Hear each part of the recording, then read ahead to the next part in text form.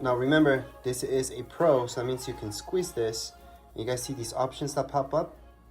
Yep, that's why you're squeezing this, so you can squeeze it again. It's kind of like clicking. It feels like a click. So see this?